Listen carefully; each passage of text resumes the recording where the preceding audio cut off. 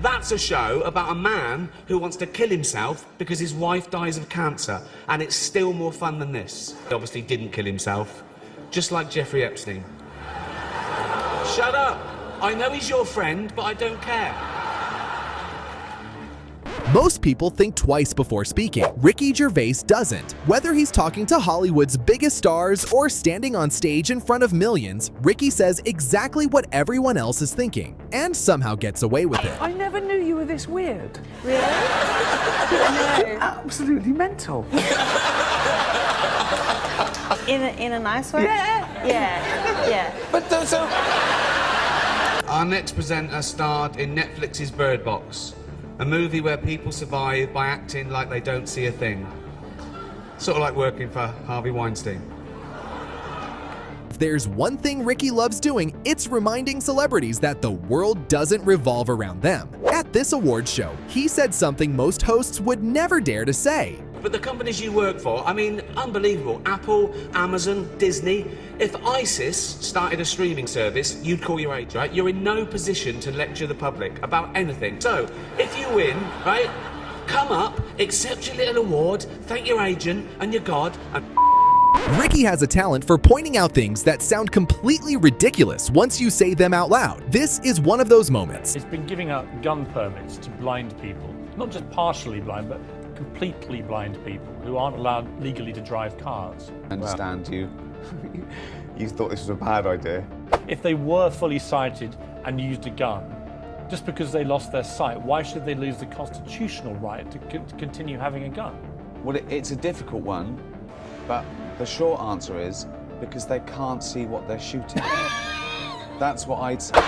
Not all women. I mean the old-fashioned ones. You know, the old-fashioned women. Oh, God. You know, the ones with wombs. Oh.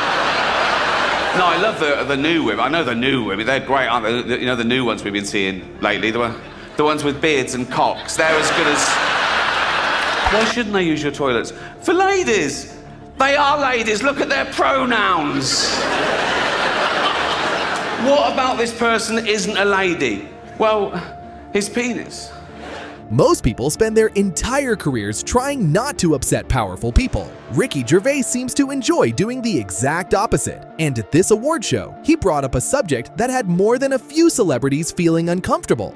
but they all have one thing in common. They're all terrified of Ronan Farrow. It's coming for you.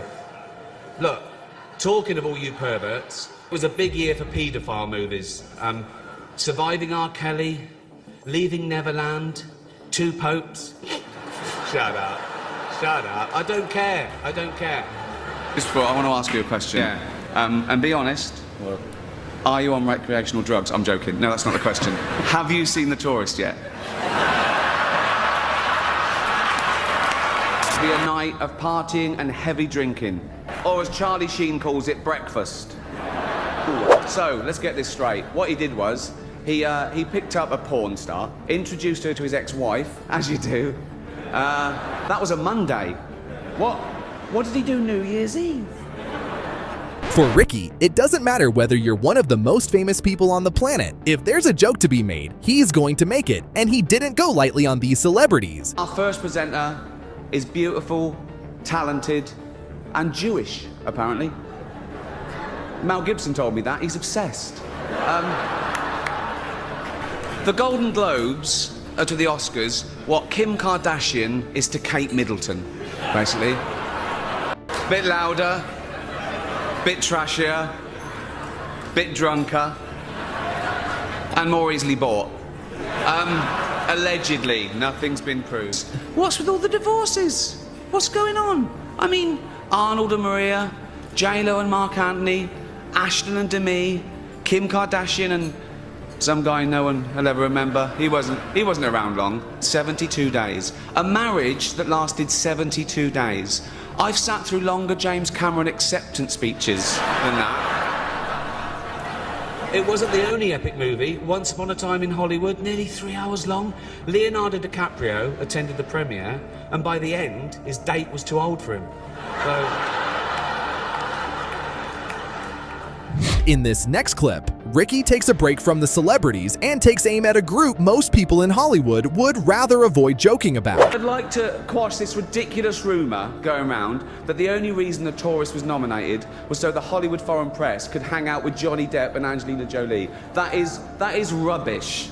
That is not the only reason. They also accepted bribes. All that happened was some of them were taken to see Cher in concert. How the hell is that a bribe?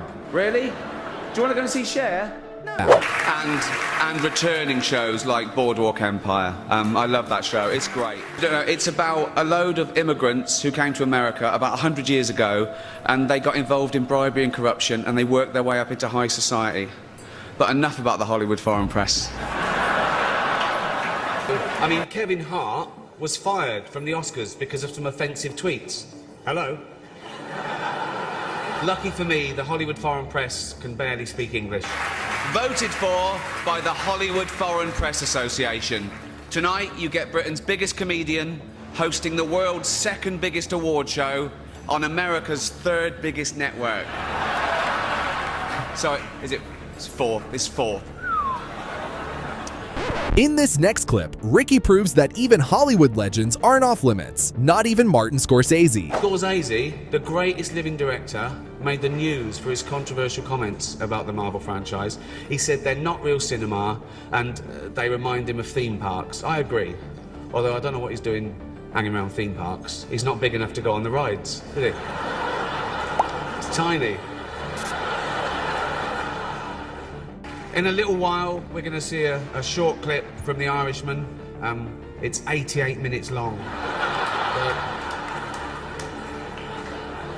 Of course, Ricky wasn't about to ignore one of the most recognizable figures in entertainment, and when Hugh Hefner became the subject, the joke wrote itself. Talking of The Walking Dead, congratulations to Hugh Hefner, getting married at the age of 84 to 24-year-old beauty Crystal Harris. When she was asked why she was marrying him, she said because he lied about his age. He told me he was 94. Oh, come on. Just don't look at it when you touch it.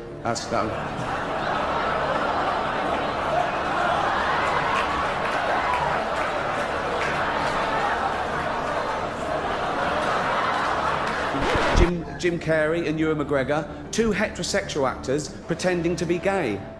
So the complete opposite of some famous Scientologists then. What? My lawyers helped me with the wording of that joke. They're not here. We've seen some worthy winners and some not so worthy ones. No, I'm not going to mention them now, am I?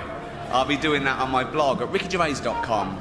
Our next presenters are young and thin, with hair and teeth.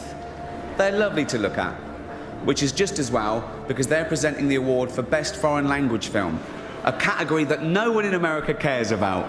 Remember that moment at the Oscars when Will Smith slapped Chris Rock? Yeah, well, obviously Ricky Gervais wasn't afraid to voice his opinions on that situation. And you see him lean back and just touch his chin. It was almost like I'm going through the process of... That was it. He had to go and go and be a man. It was bizarre. It was still bizarre. Okay, Chris Rock. What is he? 135 pounds? Yeah, he's a small guy.